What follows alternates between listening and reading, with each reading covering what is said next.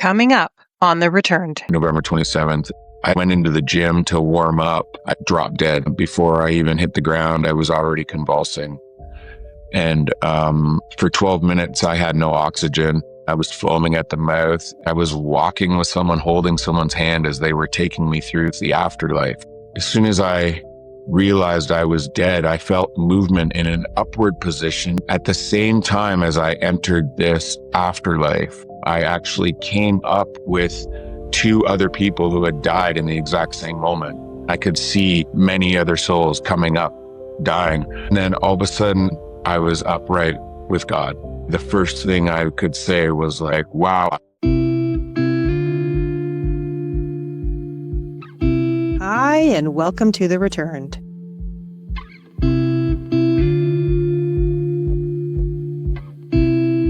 The truth always follows you back.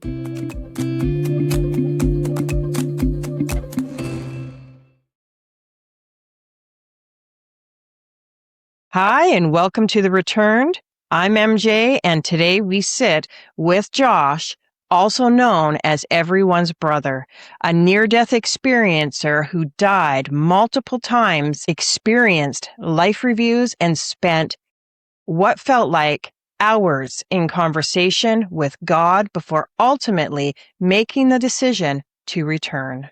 Josh, welcome to The Returned. Thanks so much, MJ. I'm really excited about this conversation. Oh, thank you so much. Before we get to the heart of the conversation, I like to ground the audience in who you were before your experiences. Can you give us a brief overview of who you were before your near-death experience? And I also like to know if religion or spirituality played a role in your life or your upbringing. Absolutely. I'll take you right Perfect. from the start then. Sure. As soon as I was aware of being a human being, I guess, my mother had already taught me that Jesus was in my heart. My parents were essentially Jesus-loving hippies. And when they started their family, I was the firstborn. And so they went to start their life off on the right foot. And I was taught that Jesus was in my heart. I had nothing that I had to worry about, and that he always took care of me. And so I believe that it was around the same time that I was already experiencing what people would call clairvoyance now. I was not only able to detect energy, but I also was given information about the nature of that specific energy if I rested on it.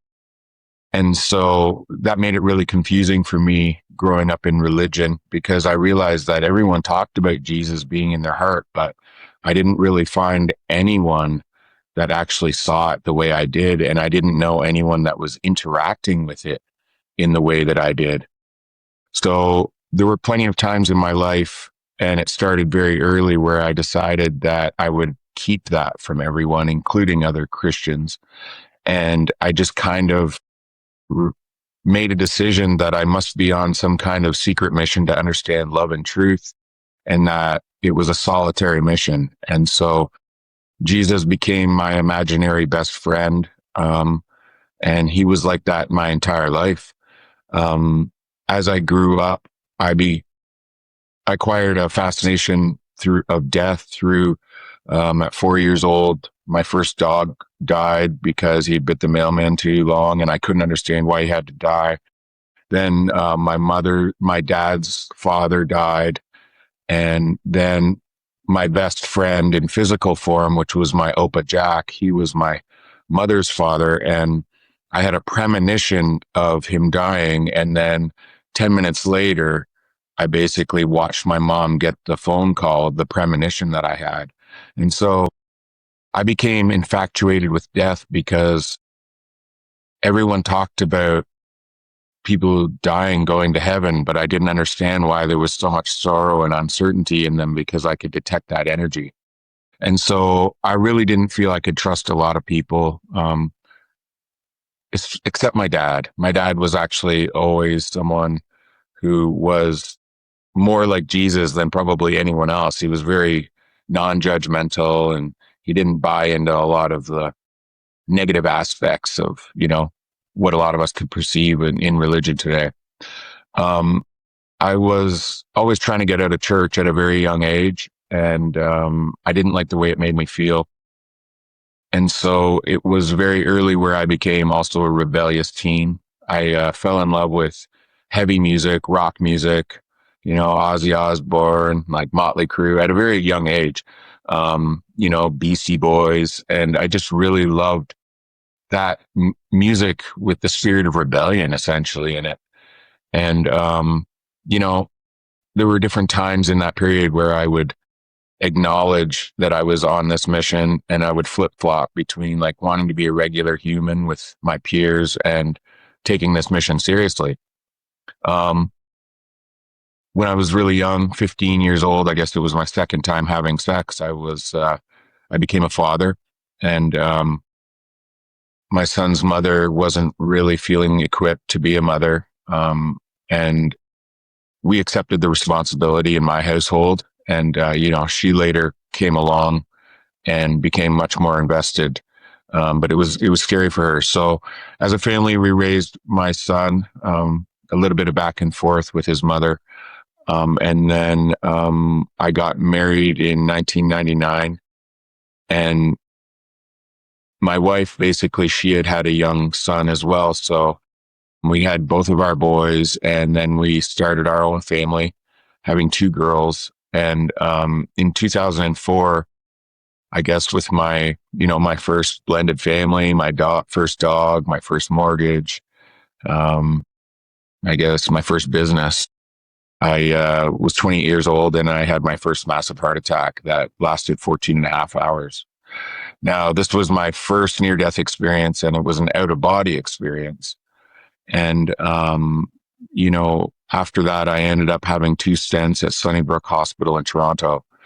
And when I came back home, I guess I had this people pleasing man complex, essentially, that didn't want to, you know, negatively influence anyone else with the emotion that I was facing about the death experience and the mortality I was facing. And I made a decision to hide it from my family in terms of like what I was going through. And I found myself crying on the bathroom floor a few times. And one time I was pretty broken down about it all. And I was just asking myself, like, how am I going to do this? Like, they're telling me I'm not going to live till I'm 50 years old, and I've got this young family, and I've got this new business. And I felt really lost, and I didn't have any idea of how I was going to move forward. And so one day with my face in this older linoleum, this puddle of tears and my own slobber, I heard a voice rise up within me, and it said basically, well, I guess you're going to have to prove what's possible. And before I could even get to the last word of possible in that narration in my mind, I had already started standing up, and I agreed with this. And I was like, yeah, I guess I just have to prove what's possible. Like, that's something good I can put my mind onto, right? Again, I only had like this young family that I was responsible for. And so at the time, I wasn't really sure I believed it, even though it seemed so natural to just get up and make that decision. I didn't have any idea that that was going to take me through that. I didn't know that that decision was going to actually lead me through the journey that I'm going to explain from this point on, which is quite unbelievable. To this point, I have over $1 million in life-saving heart surgeries, and I made it to the hospital or called 911 at least a dozen times. And, between the ages of 28 and 40 years old, I had 10 angiograms, leaving 16 stents in my heart. And, I had multiple near-death experiences. And then the most main event when I was, I guess, 40 years old in 2015, where I dropped dead for 12 minutes with no oxygen and 90 minutes, no pulse. And I woke from a coma not knowing who I was. I didn't know who my children were. I didn't know their favorite colors. Obviously, I recognized my family members, but I couldn't tell you anything about them or about myself. And so I essentially woke up to the world for a second time in 2015 as a 40-year-old. And somehow, with the intellect of an 8 to 11-year-old, because of the brain damage that I had, I still had the ego of a 40-year-old. And so I jumped back into that people pleasing. I didn't want anyone to feel the effects negatively about the circumstances I was going through. And somehow this 40-year-old ego jumped right back into the same old pattern of pretending it didn't happen and kind of shaking it off like, I'm fine. And it's been quite a wild ride since then. But essentially, that's, you know, after I had that waking up from the coma and everything, I started drinking, and so I was an alcoholic for about 5.5 years. And in the first couple years of waking to the world for a second time, I was faking everything. My memories were not intact. I didn't know who I was, and I was essentially faking everything. I was pretending that I knew who I was, and I was essentially just playing the world around me. And in that time, because of the alcoholism and still like suppressing, my experience that I spent, this time that I spent with God, I was still trying to run from it all. And I was still trying to somehow separate myself from my experiences. And, thankfully, alcohol was a perfect tool for that. And, I kept on having the odd episode where my heart would go into AFib. My defibrillator, I have a chest implanted defibrillator. It saved me a couple times. And then in 2019, with this bad signaling in my heart, it was another time in my life where I decided I just wanted to end it all. And so I, took a shotgun and was going to go out and end my life. And then it was this other voice that came to me again and said, you don't have to remember who you were. You just have to create someone new. And so I realized in that moment that it was a metaphorical death, and I shot that shotgun off into the pitch black dark. And in 2019 was the last time that I made the choice to live. Yeah. Wow, you've had a ride, hey? Yeah, I love it.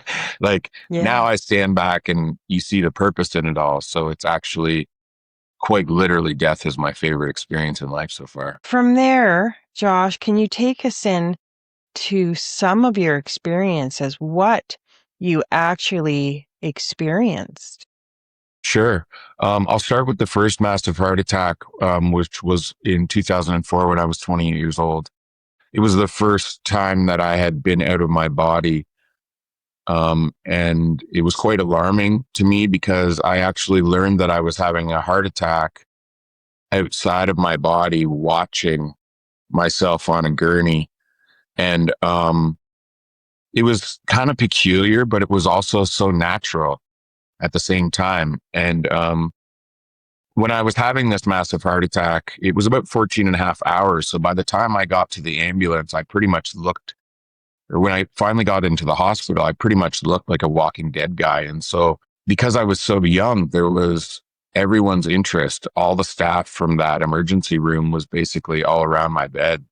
And, I believe there was like 15 to 18 of these people standing around just with these insane, morbid looking faces. Everyone was pale and they didn't even really know what to say to each other. And as I started fading in that room, I was looking up at everyone, and all of a sudden it went black and for a second, and then I saw myself laying on the gurney, but I was in the corner of the room. And it wasn't until they put the cold gel on my chest. I remember watching them take this tube and like put this stuff out and smear it on my chest, and they started rubbing it on my chest. And I was thinking as I was watching them do that, I was like, wow, I don't even feel that. Why don't I feel that cold? And like, it's peculiar to think that I didn't actually put it together, that I wasn't even in my body at the time. And then all of a sudden these paddles come out, right? And then you hear the lingo they use, and all of a sudden they say clear. And as soon as boom, they hit my chest. And as soon as they did that, I opened my eyes and I was looking back up at the nurses and everything. And so that was a really strange first experience for me. 30% of my heart, 33% of my heart was killed in that massive heart attack. And I obviously was never the same after that. But I never told anyone about that experience until I woke up from the coma and started getting my memories back. I kept that a secret my whole entire life. I didn't want what comes with it. Um, I think being the good people pleaser and not wanting everyone else to be affected by my personal emotions, I was so conditioned to just bury things, and I was really good at it. And so that was my first death experience. And, it was kind of peculiar how it just kind of laid dormant in me for so long as I tried to just keep my shit together, so to speak. Um, yeah, like quite literally. And yeah, so that was my first experience. And then, I can't really, unfortunately, I can't tell you which other experience it was that I had my first life review. Um, it was maybe, it could have been my sixth sense or so. It's a little bit of a blur in terms of like the timing of when this other experience was, but it was another time where I'd called an ambulance and they had me on a gurney, and I started feeling myself fading. Like the pain in my joints was so excruciating. It felt like someone had taken zip ties and like cramped them around my wrist, my elbow, my shoulder, like as the life force was leaving my body and the oxygenation in my blood was, not enough to support life. You start fading. And so I started essentially under an enormous amount of pain, started falling asleep, so to speak. Right. And I could tell that something was happening. I was starting to fade. And very often in these experiences, I was fighting them all. I thought that death was something to fight. And so that always caused me way more pain. It took me a little while to realize that I could just lean into it and just accept it. And then it was way less painful. But under this circumstance, as I started fading, it was like this movie started playing that I had no control of. And, today I would say it's a lot like the emotions of grief that we face, except for that's in our physical form and we have more control about pausing it and stuff like that. Whereas a lifetime review is like you have no choice. You can't escape that, even if you want.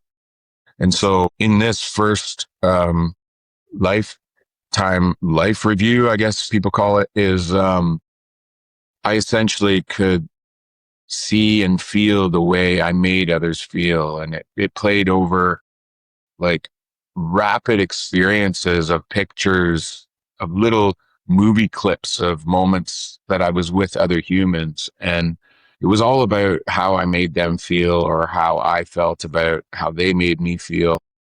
And I came onto this one image of my daughter who, she was on life support at 2 months old. And so she also had brain damage.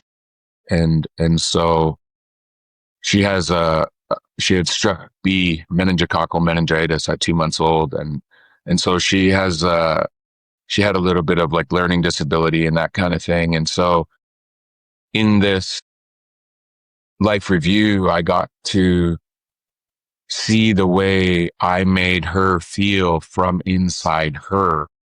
And I actually felt the feelings that she felt when I was not necessarily giving her my full attention and not actually listening to the sensitivities within her. And that changed my life. Take your time. Yeah. I'm not opposed to crying. I just, it just comes. So, It's okay. um, it's, yeah. So that changed my life for sure because I realized that a lot of the things that I was working for really didn't have the meaning that I thought. Now, it didn't really matter because we still have these egos that jump back into action that have to exist around all these other humans. And so, after that experience, I had a couple stints and I went back to just being who I was. And that was a guy who could hold his shit together. Well, let's go into your most profound experience Sure. and how, like, what happened in that experience from beginning. Yeah, sure. I'm going to just take you to about 2 months before, maybe 6 weeks before this big event, November 27th, 2015. Um, I had created a relationship with a woman and we had started training and rehabilitating dogs. Instagram had just become like a big thing. And so I I invited this girl to live into my house and we kind of had an agreement that if it didn't work, it was no hard feelings. I just wanted to give her a place to do stuff with dogs. I wanted to learn about dogs. And at the time we were fairly good to each other. And I ended up having a situation where I had to go to the hospital and I ended up having 2 stents. That was fine. About, I guess, 5 weeks in, I had decided that I wanted to start going to the gym and trying to take care of myself. Um, I hadn't drank really for my whole entire life, except for different little small periods. But when I was around 36, 38, I had started drinking a bit. And so I drank casually, I guess, at the time. And I wanted to start going to the gym and taking care of myself. And I was, I guess, a third or fourth time waking up and going to the gym and being there like first thing in the morning on this date, November 27th. And I essentially went into the gym to warm up. And for some reason, I took my license and my health card with me and put it in my shoe, which is very odd because, like, I don't care about taking that stuff with me. And I went and warmed up on one of the rowing machines. And then I stood up. It was like a CrossFit kind of class, which is something I'm not a big fan of, but it was something I was giving a shot. One of my good friends was kind of like letting me come in there just to get familiar with, like, taking care of myself and giving me some pointers and stuff.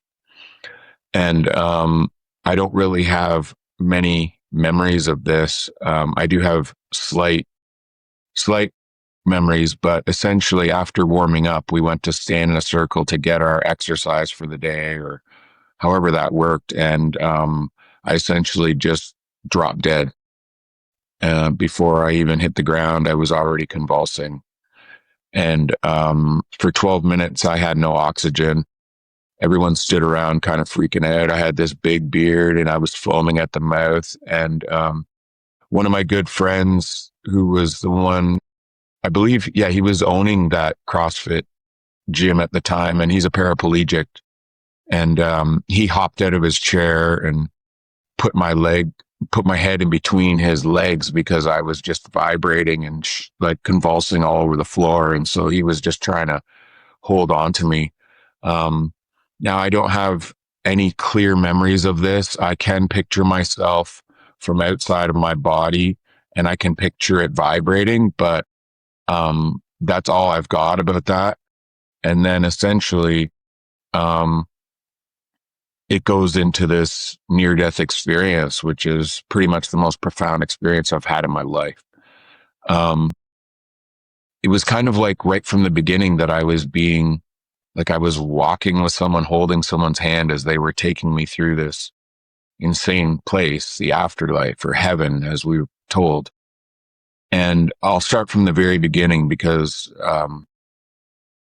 as soon as I realized I was dead, I felt movement in an upward position to a degree, even though I know I didn't really move. And at the same time as I entered this afterlife, it was basically complete darkness. But as I kind of like felt like I moved up just slightly from where I was, at the same time, I actually came up with two other people who had died in the exact same moment. And as I was looking at them and as we were all understanding in the same moment that we died, I could see past them and I could see many other souls coming up, dying, but they weren't close enough for me to see their faces. I could see them entering this space. And so at the time when I locked eyes with this man and woman at the same time, it was kind of like I had my same clairvoyant abilities because as soon as I saw them, I actually watched how they died and came up beside me at the same time. And so we all entered this space. We looked at each other and and then all of a sudden at the same time, in the same moment, we all realized there was no place called hell. In the same moment, it was like we telepathically were communicating. And in that moment that we all looked at each other and realized there was no hell was the same moment that they kind of just disappeared and I never saw them again. And I was upright with God. And right away, the first thing I could say was like, wow. And then essentially the second thing was, I totally forgot we were doing this. And it was the most overwhelming home-like feeling I've ever experienced. Obviously there's no sadness or anything when you're there. It was pure wonderment, like awe in ways that none of us can even, like we might look at like the Grand Canyon and go, wow, that is just way bigger than I thought. But you go to the afterlife like that and there's just like, there's nothing. Like obviously there's nothing on this planet that can even remotely come close to, you know, recognizing that, you know, God is not a man in the sky. And so, you know, with excitement, I kind of strolled consciousness with God and talked to God without a face and strolled without legs somehow. And, you know, it was pretty much like everything that I wanted to know was answered before I could finish the English thought in my mind. And so, yeah, as I was asking things, I was already knowing them at the same time. And it was so challenging. Like, I didn't think of it as a challenge, but I remember thinking, oh, like, when am I going to figure this out? Like, everything's happening at the speed of light. And so before I can finish a thought, I'm already experiencing the thoughts that I had. Out of nowhere, I remember thinking, like, it's really hard to give you time in all of this. All right. And it's really hard to put one experience before another because I see it as a film strip. Because time isn't real. Right. And, that's probably some of the most confusing aspects of this for others. But, I thought of my Oma and Opa. Both of them had been deceased from this physical plane. And before I could even finish the thought, it was like my awareness looked way off in the distance and there was this light just basically like coming directly towards me and it got slightly bigger and bigger and bigger. And by the time, and of course I can't give you a measurement of distance here because I'm not using like my intellectual properties, but all of a sudden it went from this, you could almost picture it as a star coming straight from the sky right into your right into your awareness, like right into your face. And it was funny because when it was still a speck and a star off in the distance, I was like, oh my Opa.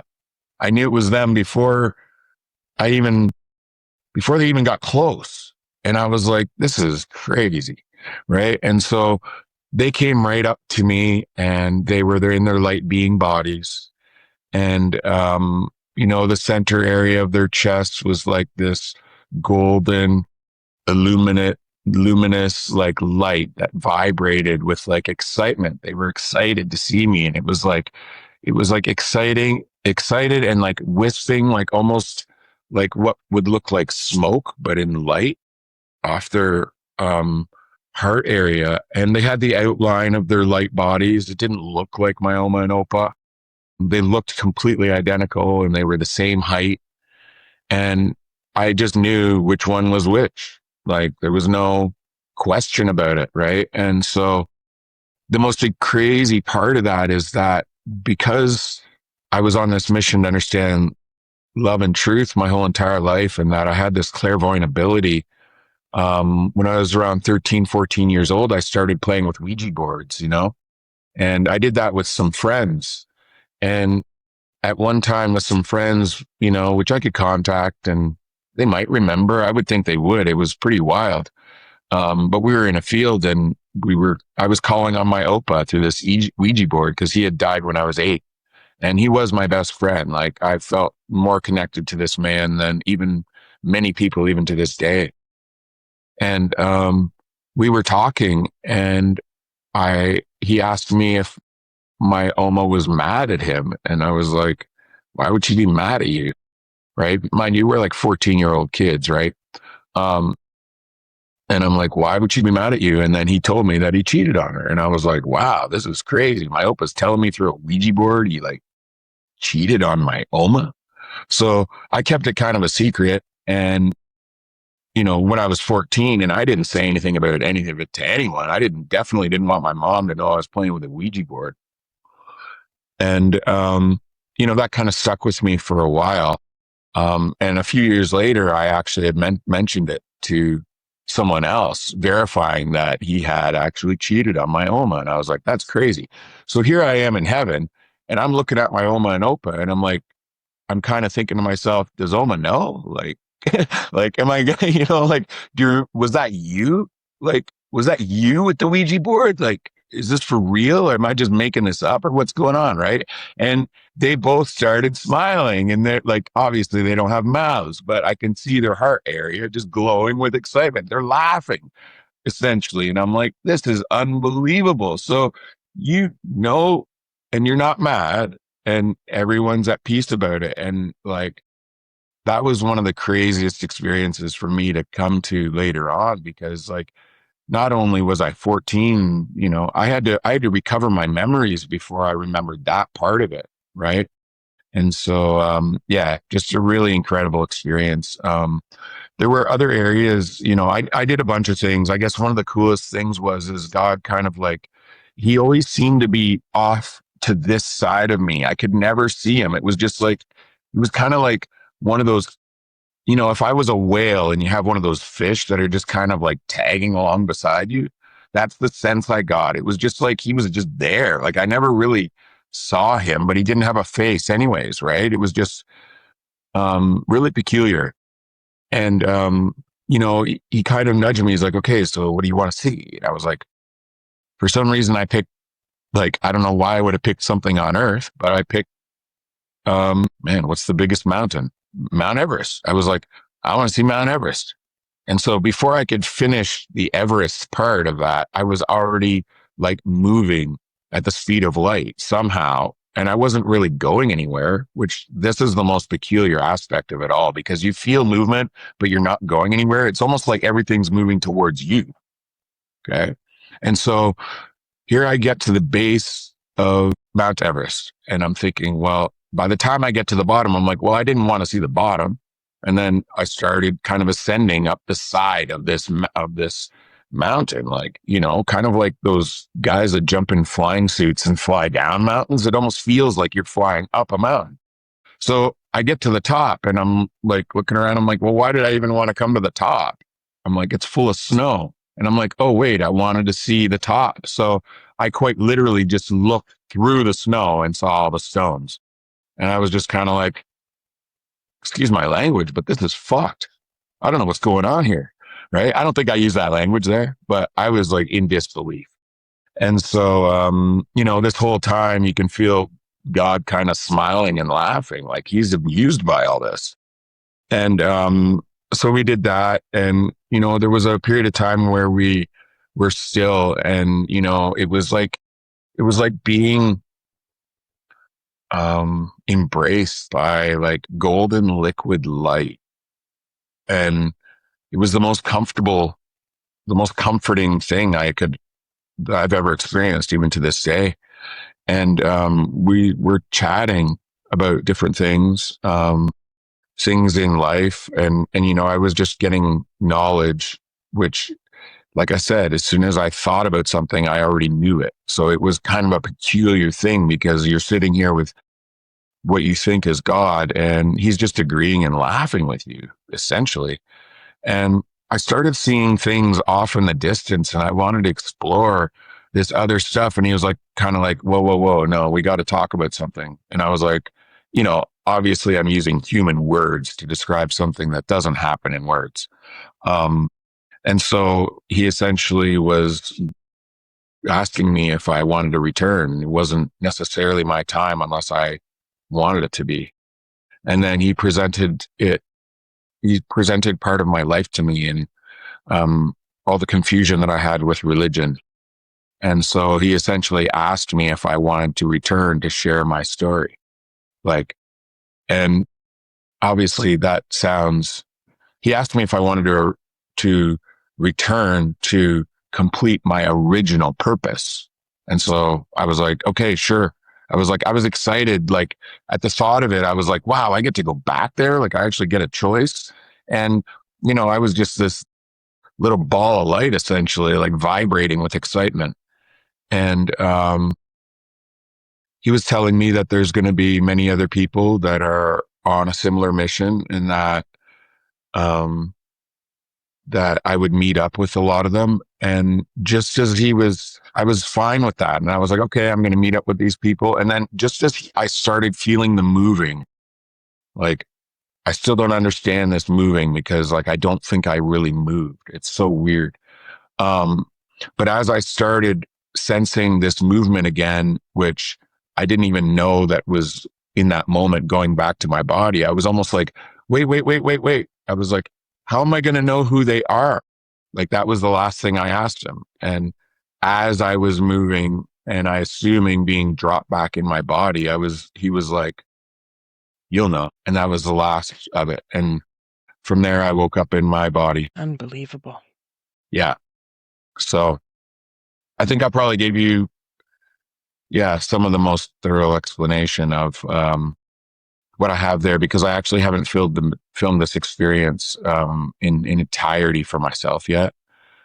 Just any other, like I've had very, very small pieces of other people's NDE experience as well. So I want to keep it true before I film that. And then maybe I'll watch other people's experiences. I always like to start off with this question. Why do you think this experience happened for you? I think it was something that I always knew was going to happen. Mm-hmm. It was a part of the purpose somewhere along the way. Like, when you're coming into this planet for the first time, like I've replayed these memories now. So I kind of have an idea of how this happens before we get into our mother's womb. I have a loose understanding of how that works. So I think because of my curiosity and inquisitive nature, even as a child, like with that first dog dying when I was 4 years old and not feeling content with the answers I was given, seeing the anger in my father when his dad died, I was like, you guys are lying to me. Something's going on here because like, if he's gone to heaven, why are you so mad? Like, why is it making you break stuff?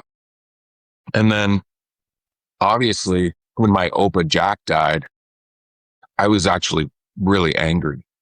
I was angry because I was 8 years old at the time and no one could lie to me about this stuff. I was frustrated that everyone was giving me answers they didn't even believe, except for my father. My father was just completely sympathetic with my position at the time. I actually didn't speak for 2 weeks. I couldn't even talk. I was so angry. And then, I went to that funeral, and what made me even more angry is that they had him in this casket with all this makeup on him. And I was like, you guys are idiots. Like, why, if this guy went to heaven, like, why do we even have to look at this? Like, I just had so much disdain for everyone around me. And, I couldn't express that.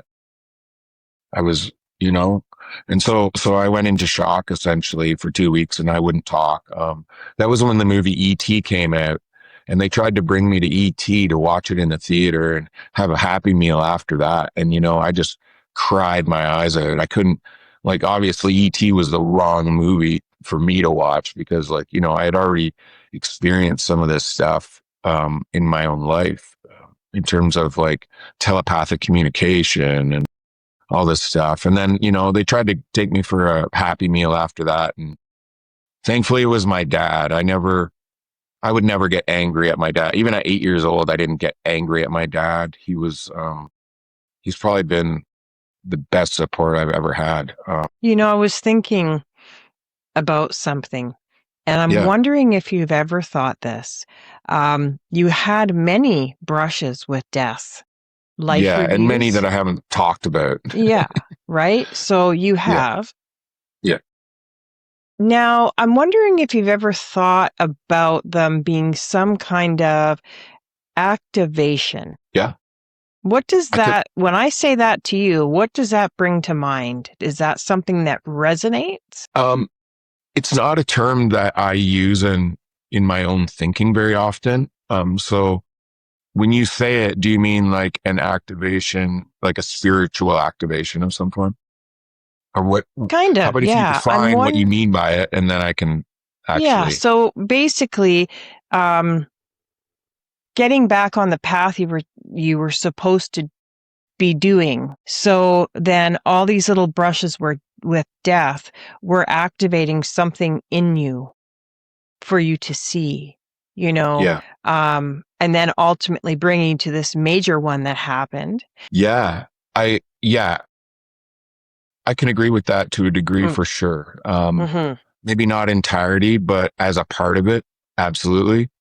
Um, it would, you know, I think, you know, if we have different timelines, I could have made a different choice along there at some point, right? But you know, once you're dead and spending time with God, I realized that there is no such thing as an accident or a coincidence. And in fact, despite what everyone would say about all of this, like you and me meeting today online like this actually isn't something that we planned and we're experiencing now. We're actually remembering what already happened because see, the world that we experience every day is essentially a dead world. It's, we're experiencing what was already created in the days before. And so, yeah, it's a funny thing for people to wrap their minds around. And it's actually not something that we can wrap our minds around because our intellect wasn't made to decipher these types of complex metaphysical aspects of our reality. So it's really difficult for a lot of people. You know, someone might see this podcast and think that guy's a nutbag right away. But I mean, that person is only operating out of their intellect. They're not allowed to speak. And so they won't actually be able to decipher truth, right? Because they're not using their heart. Because our intellect was not designed to decipher. Our intellect is not what causes discernment, right? If you were, if you were, we met in person and you told me stuff and you were lying to me, right? It's not it's not what's going on in the physical that has me understanding that you're lying. It's my heart that's reading that information, right? And so we all have this ability. I want to just say that for anyone out there, like we all have the same capabilities of anything that I've demonstrated in my life. And quite literally, that is my purpose, is to make sure I'm ensuring that everyone knows that we are all identical without these suits and capable of doing pretty much anything we want. And so like, while I come here and I mean mouth, or I like to mean mouth, I'm not a mean guy, but I like to disrupt the system. I like that. I want to just pivot for 1 second. I want to go to your life review. Very interesting. There's a lot of people in the audience that are actually very afraid of that moment in their life. And by the sounds of it, it wasn't so bad. But one thing I wanted to hone in on was I wrote down here, who is recording the life review? Who has all that information about us? Have you ever thought about that? Like, where is this being kept? And So who's doing it? I actually understand it in a completely different way now because see, when I woke to the world for a second time, I was very much only physical. I was focused on the brokenness of my body, of what the doctors were telling about me, right? Like, it's like I fell right back into the amnesia of the senses, even though my most profound and most current memory was the time that I was with God. I actually didn't have my memories before that. So my new life started as memories with God being sent back to my body. Like those were the most prominent memories in me, but my programming still couldn't talk about this to anyone.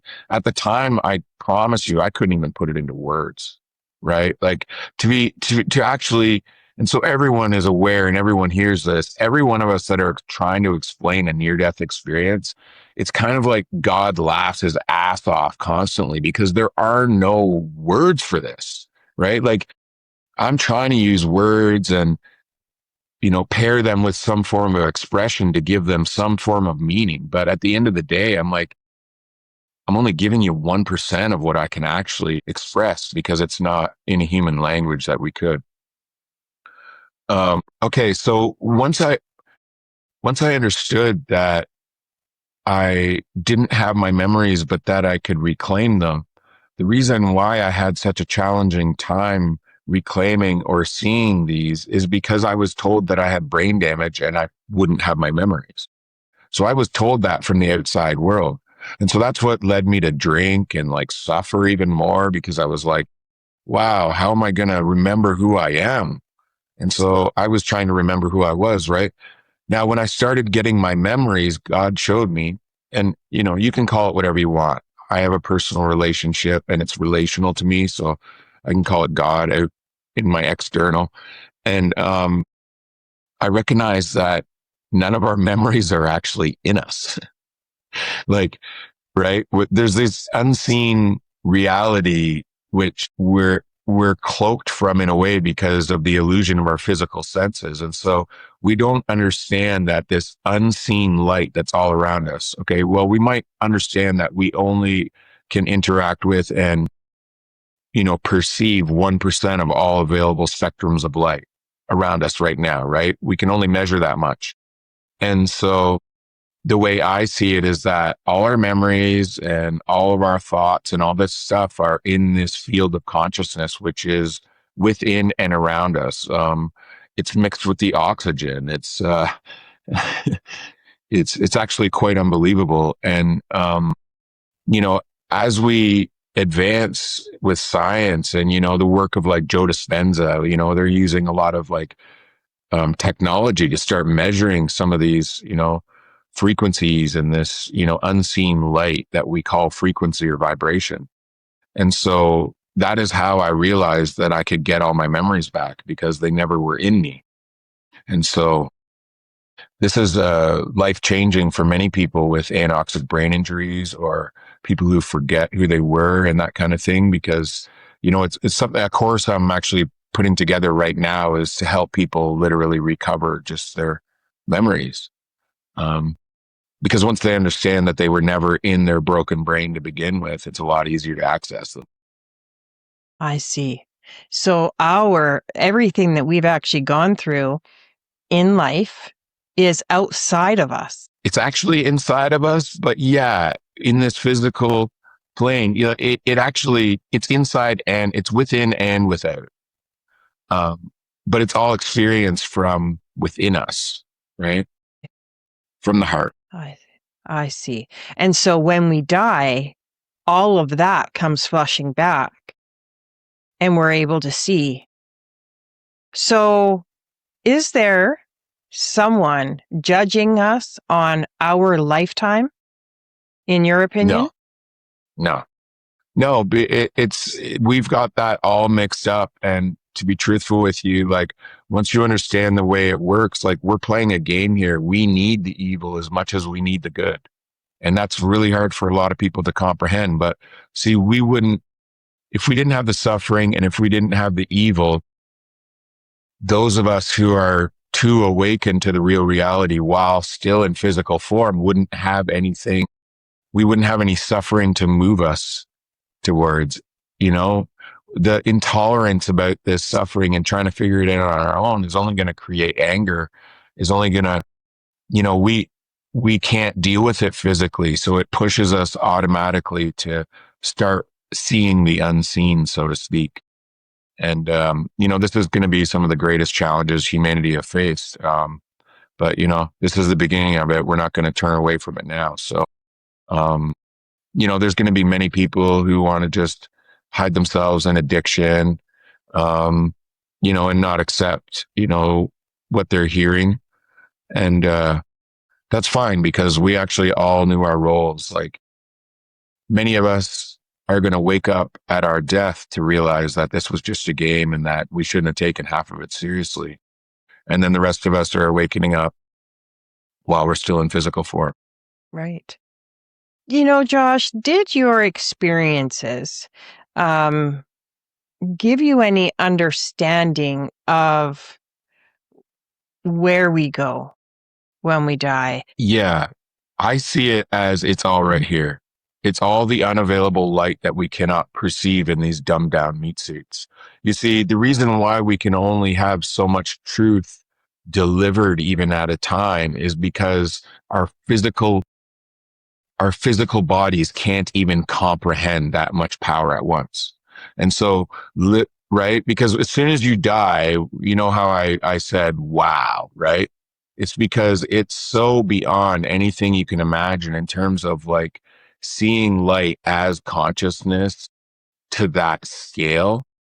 It's not hiding anywhere. It's not like, I think about what Jesus said, I didn't actually revisit this until later in life, but Jesus essentially said the kingdom of heaven is within. And then he said the kingdom of heaven is now. But he also said the kingdom of heaven is not observable and you're not going to find it in the Grand Canyon or under a rock or behind someone's earlobe or wherever you can think about it, because the kingdom is now and it is here. All those unavailable spectrums of light that we can't interact with are quite literally the frequency. It's what's carrying the Wi-Fi. Like all this energy is using God's power. Anything that has any type of electrical pulse, from a neuron to a lightning bolt, is all still the power of God. After seeing then from the other side, what do you realize we spend far too much time worrying about here? Material. We're programmed to consume. And this is on purpose because the most fearful men on the planet, instead of like raising loving families and creating great memories, are so terrified. They're like little bullies in a schoolyard that thought, you know what, I'm going to run and I'm going to claim all the resources for myself because then everyone needs me. Right. And so we've been intentionally programmed to be unsatisfied, unsatiated with just the most valuable things in life, just our relationships. We're put under pressure to spend time away from our families, and we trade our valuable time for money only to actually empower these people, right? Attention is the new currency, in my opinion. And, the world changed dramatically as soon as we ended up with these phones in our hands, right? Like we were told that this connection is going to be what makes the difference in our lives. And we kind of had these phones, like, I don't know, these things are like what, $2,000. And somehow like kids have them in their hands all of a sudden, and, because of our attention being captured by these influences created, these systems with influence that have, they only exist so that, we're slaves essentially to ourselves. And, I think a world's a much better place without all this technology. Like as new layers of frequency or light are coming through the hearts of all of us who are like investing in truth and then expressing truth, I see that as more available light on the playing field. And as more available light in the hearts of humanity is expressed into this physical realm, then not only are we going to be capable of like healing each other, reading energy. Some of us have never experienced that before. I'm working with people who are for the first time doing what I did in terms of like connecting to energy and then reading that energy. Um, we all are advancing kind of at the same time. And, we're all like many of us are going to exist in a world where we're back to a place where we're communicating telepathically. Which this is very hard stuff for other people to understand, but this is a very unique time on this planet. Anyone who's awake, the reason why we have so many NDEs right now is because the world needs truth to discern from. And it's quite deliberate. Ooh, I really like that. Yeah. That gave me shivers up Sweet. to That's my the truth neck. then, And right? I always know that it's truth when you do that, when someone speaks, I know truth. On that note, you got me excited. I started to think, I really got excited there. Are we remembering ourselves, or are we returning to ourselves, in your opinion, or neither? No, I think they're both accurate. Mm-hmm. I think they're both true, to be truthful, because see, time isn't real. So everything's already happened. All of creation was already done, right? So the funny thing about coming from where I was, and, the even funnier thing about being trapped into this meat suit is that I still am not, I'm not immune to the amnesia that we all face. I'm just a lot more wise to it. And I think because if we can understand that time isn't real and that all of creation has already been completed, then as time is unfolding, we're experiencing, it's like our consciousness is lighting up a certain time that we've already lived. I see this as we are returning to ourselves so that we remember that this is already all That's right. that's And like so like, music to my ears. but it's the truth in it. Like, sometimes when we're trying to explain things in this, English language especially is the most challenging because it was essentially designed to, keep us even more asleep to a degree, right? Like there's seven different words for love, but in English we only have one word, love, right? It makes it really hard for us to actually fine tune, the real purpose for some of it. And it enabled us to be sold superficial love and half truths, which is essentially derives from a judgmental God that was created by religion. So, You know, and this is off a side note, but you just reminded me of something. Yesterday I was having a conversation with my husband about some movies that were on TV, and which I thought was really interesting. I never was one for love stories, but then a thought came to me. Those movies that they put out was like selling a superficial meaning of what love should look like.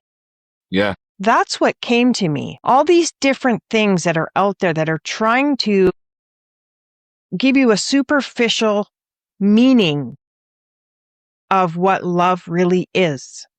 And they're putting things in your head.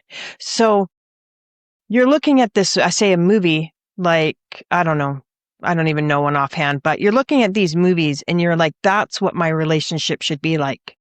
And if it's not like that, then that's not for me. Or it's What do you something that think you of have to that? try. Yeah. And, it really bothers me when it comes to young women. Really bothers me. Only because I've always had a big heart for women. I've never been a kind of guy that was like a womanizer, and I've never been into like porn or anything like that. And so when I see the result of that in young women, especially, that drives me crazy. Because, you know, we've over time created enough of this superficial love that, young girls are willing to give themselves away,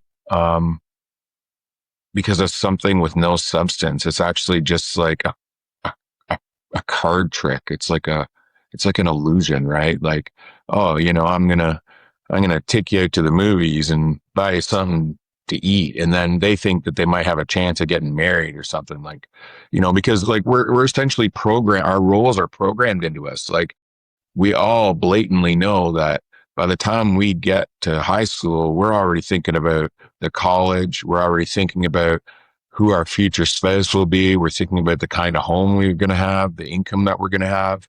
And we also think about our children. And we've got this pre planned life that's like a decade ahead of where we are. And then in the innocence still of like the ages between like whatever, man, it's probably happening earlier and earlier. It's sickening to me, and I don't mean it really bothers me, plagues me or anything. It bothers me, but I don't dwell on it.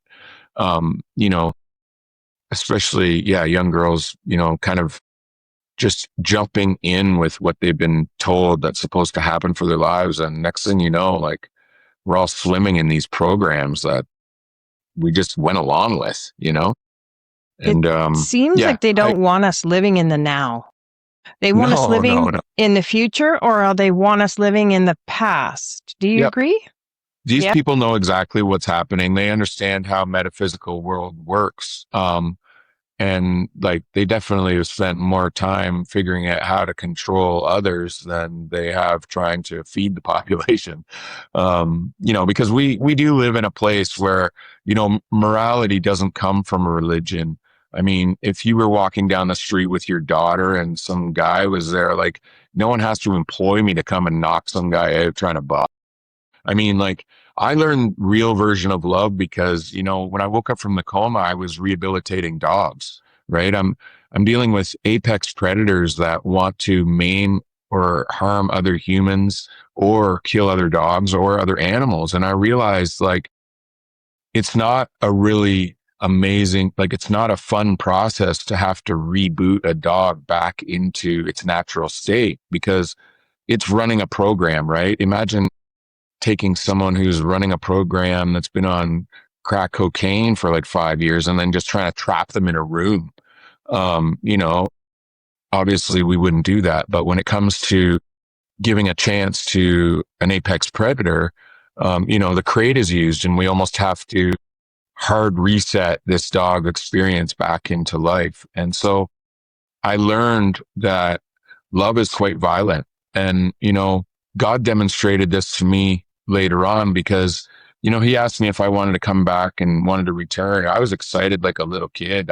It was like the equivalent of me standing there with two ice creams vibrating. I get to go back in my body. And then, like, I wake up in this broken old dude's body. Like, ha ha, God, that's funny. He obviously didn't care about my feelings. And so that's the thing about love, right? Like, the reason why I'm so efficient at rehabilitating dogs is because I can do that without an emotional response, right? I'm not telling you that I'm comfortable and that I love doing that anymore. I actually have kind of stepped away from some of that right now because there's a lot of other trauma and stuff that comes along with that, including the people that have created the issues in the dog. It's a lot of emotion. There's a lot to figure out. But what I did learn, love without conditions is not only going to say the hard things, it's going to do the hard things. And so, when it comes down to men being really men, MJ, if you're, like I said, I don't even know if you have a daughter, but if you were walking down the road with your daughter and you're getting like Googled by, like, it doesn't even matter who it is. You see, I can't exist without intervening on that type of thing. But it's only because, like, I know that my love for humanity isn't going to allow that, right? I'm the highest form of nature. Like, God put me in a physical body that is capable of doing these things. It doesn't mean that I'm going to grab that human and, like, cut their legs off or, like, but I mean, in that moment, they're going to be corrected as if they were being offensive to humanity. I'm just trying to explain, like, how I discovered the reality of love without conditions. It's more of a law than it is of feelings, right? So that's why, like, if you were being harmful to someone or even to yourself, I can say, look, MJ, you're being an idiot right now. Like, You can't keep drinking and driving. Like you're being a retard, right? Like people would spare saying that to their friend. But the reality is that when we use truth, it actually changes the world around us. Yeah, absolutely. I couldn't have said that better myself. Um, you know, Josh, if someone wants to connect with God, how can they do so? And can everyone do that? It's impossible to not be able to, because no one's taken a breath and no one's had a heartbeat without that power. The problem is that we anthropomorphize God. And so when we heard in the Bible, excuse me, No problem. when we were told that, we were created in God's image and likeness, everyone assumes that God's a man. But he was actually saying that the eternal spirit part of you is him in you. So we've got the human, which is the intellect and the instinct and all the reasoning and all the stuff going on in our heads. But then we've got the being. Now, if you look at the word Homo sapiens sapiens, which is our term from Latin for human being, that means the one who knows he knows. Well, that's interesting. Why don't they teach us that at school? Right. So then we think about, okay, well, the believing is only done from the intellect, because we don't know that we know something until it's settled in our heart through an aha moment, through revelation, or through experience. And so when we operate out of the human, which is where everyone's trying to keep us, right? Because the being is presence. It's the highest form of nature. It's what is to govern, the animals around you. It's not your intellect, and right. All our energy is coming from our heart area. And so, it's pretty obvious once you see it. It's not something you can unsee, but we're all capable of living out of the heart. And we know that because every single one of us are working like 50 weeks a year so that we can like finally answer that calling of going on a vacation, which is usually out in nature. Or all of a sudden we want to go on hikes, or we're like, wow, I think I should just need to go for a walk. See, all of this is God's calling within us to reconnect us back to presence, right? Because presence is where our power is. We're powerless. If we're thinking about the past or the future, we have no power whatsoever. We're actually it's like turning on the TV and forgetting you exist. Um, right. And so like essentially spending time in the past or future is like taking a break from, it's a coping mechanism to avoid all the things in the past that are trying to surface in the present so we can be free. Right. And so, yes, every person can reconnect to God. And, the fastest way is just to start loving yourself. This isn't about saying, I love you, Josh, and looking in the mirror. It's about saying it long enough to be able to create that expansion, that feeling of love. I know there's so many of us who have no concept of real love, but most of us have the feeling of love from something that we loved. And so all we have to do is start, even if we're visiting old memories, all we have to do is start resting on them until we're feeling that feeling of love in our heart, and understand that when we do that, we are demonstrating God's power in us. And we're actually here so that we can learn how to trigger that feeling in our heart, no different than I can trigger my arm to go up and down. And so that's what others have meant when they say we are light beings here to learn how to manipulate energy. And that is our responsibility, if we are awakening, is to learn how to tap into these mechanisms within us and activate them, turn them on or off, and then also intensify them. And we can do that with love, peace, truth, joy, compassion. It's all different frequencies in the same bandwidth. After dying multiple times, and we didn't even touch the surface, we touched a couple, but I know, do you fear death today? No, not in any way. Not at all. In fact, it's exciting to me. I'm at a point now where I've evaded enough death to know that I pretty much won't die until my purpose is complete. Um, and I really hope other people can start capturing that. I've had to really learn how to focus at the life within me. And, that's the only reason why I have no disease, is because there's this river of life flowing up within us all, and through presence and nature and love, I've been able to remain there. And so I pretty much become untouchable, because metaphysically, I cannot be killed. I cannot be destroyed. And so once you know that, you become a completely different type of human. And, I'm still growing into that, um, especially when it comes to my presence online and the things I say. Uh, you know, I try to, I shouldn't say try, because I actually don't make a message that, I'm sorry, I don't post any message that I don't feel has been generated within me, for you. No different than the way a musician writes a song. A message is like, a musician will hear a series of notes turned over within them, and it becomes so captivating and compelling for them that they have to not only finish it, but some of them have to learn an instrument for 10,000 hours or software. And they're essentially possessed to get this string of musical notes and make it make sense for our humanity. And so that's all I'm doing. If a musician or artist is a channel of the creative ability in man, essentially Christ or God, then that's what I'm doing with messaging. It's the same thing. I'm just manifesting my purpose out for your little ear holes, your little hearts, right? Just profound. You are profound. I Well, think we all that, are. yeah, Yeah. I mean, it's a real pleasure. I'm definitely going to have you come back, and we're going to have to juggle through some of this stuff again because it's amazing to me.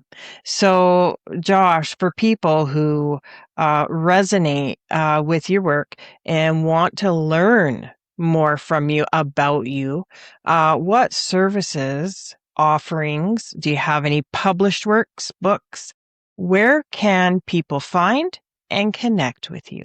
When it comes down to getting contact with me, right now, I'm actually building all that stuff in the back end kind of as we speak.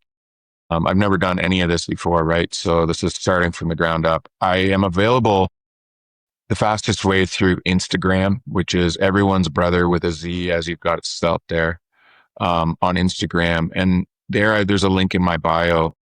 I have the most fun right now doing guidance calls with people.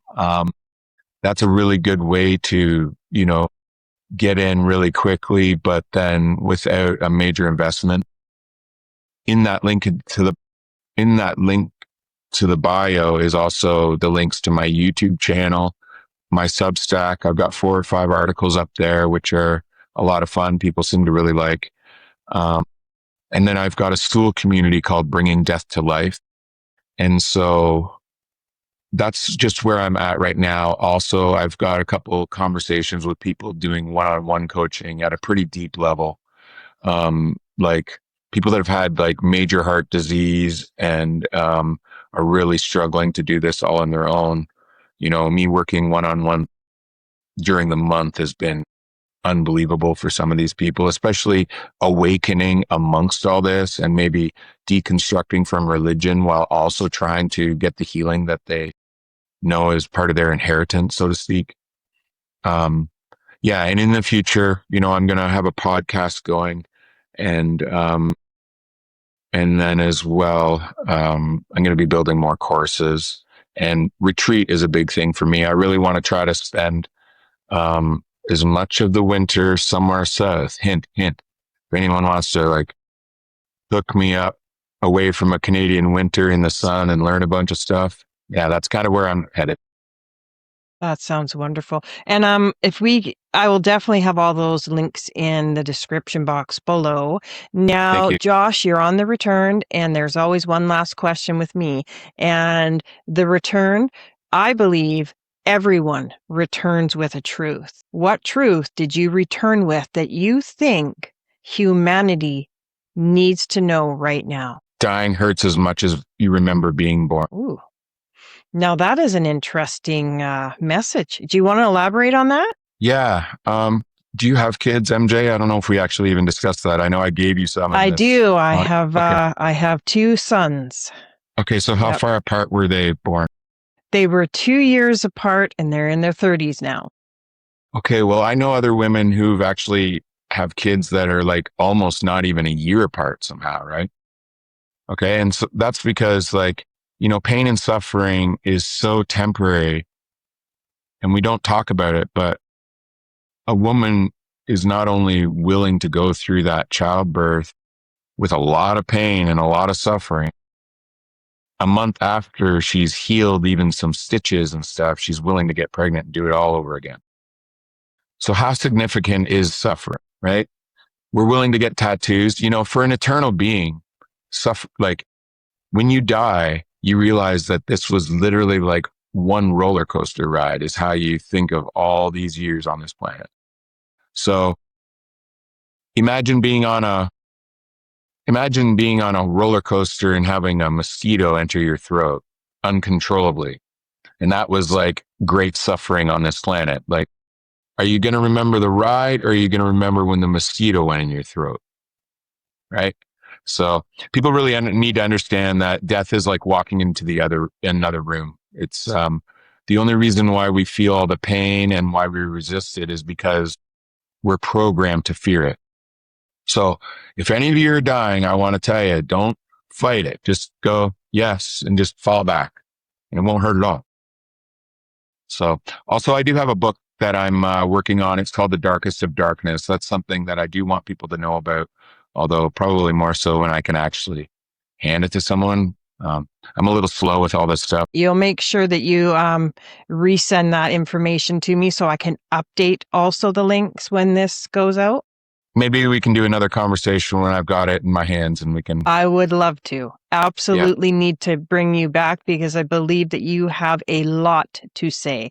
And this 1 hour or so has not covered it. We've kind of breezed over it quickly. So I would welcome you back in a heartbeat. That's awesome. Yeah. Well, maybe Josh, we can do it. Maybe you can do a traveling podcast with me out in where you are sometime. Oh, absolutely. Gosh, let me know, right? Yeah. I can't thank you enough for trusting me with such a profound and personal story. You crossed that threshold more than once, looked back at your life, spoke to God, and ultimately chose to return. Thank you for returning, for sharing what you brought back, and for bringing your light and your love here to the returned today. I appreciate that so much, MJ, and it was really great to meet and connect with you. And I look forward to having other conversations at another time. You bet. Thanks so much for the opportunity. You bet. And for all those listening or watching, maybe one of the greatest takeaways from Josh's story is that we don't have to wait for a life review to look honestly at how we're living. We can ask ourselves now, how am I loving? How am I affecting others? And if I could see my life from the other side, would I choose to live differently today? Thank you for watching. Until next time, stay open, stay curious, and keep returning to the truth within you.